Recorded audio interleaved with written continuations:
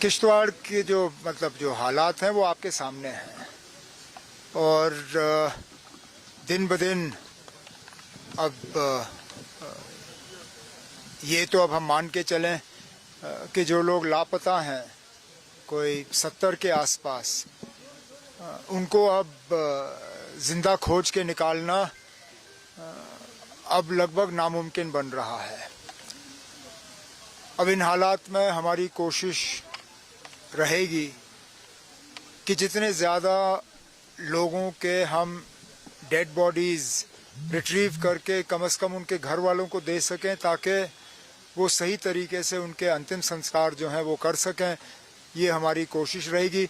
उसके बाद जो वहाँ पे लोकल लेवल पे हमें उनकी मदद करनी होगी, उन्होंने 3-4 चीज़ें जब मैं वहाँ पे गया था मेरे सामने रखे, उन पे हम गौर कर रहे हैं, जितना हमसे हो सकेगा हम कर लेंगे। आपने डिजास्टर मिटिगेशन फंड का ऐलान भी किया था, थोड़ा सा उसके बारे में जानना। नहीं, वो तो ग्लेशियल लेक्स जो हैं उनके बर्स्ट, उनके जो फटने की उनका जो खतरा रहता है उसको कम करने के लिए। लेकिन अभी तक जो खबरें हमें आ रही हैं, जो किश्तवाड़ में हुआ वो ग्लेशियल लेक फटने से नहीं हुआ, वो बादल फटने से हुआ है। अब इसके लिए हमें एक टीम ऑफ एक्सपर्ट्स जो है मुकर्रर करके अब हमें देखना चाहिए कि कौन से ऐसे इलाके हैं जहां सबसे ज़्यादा खतरा है। अब कुछ महीने पहले यही चीज़ रामबन में देखने को मिली। उस वक्त माली नुकसान बहुत हुआ, जानी नुकसान कम। इस बार जानी नुकसान बहुत हुआ क्योंकि ऊपर वाले का करना ये था कि वहाँ से यात्रा चल रही थी तो यहाँ से बादल फटा।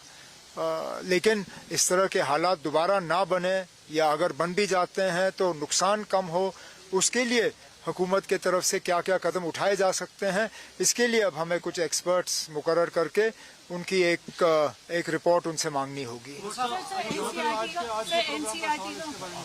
अब वो तो तालीम से लेके था। हम चाहते हैं कि हम अपने बच्चियों को बेहतर से बेहतर तालीम फराहम करें।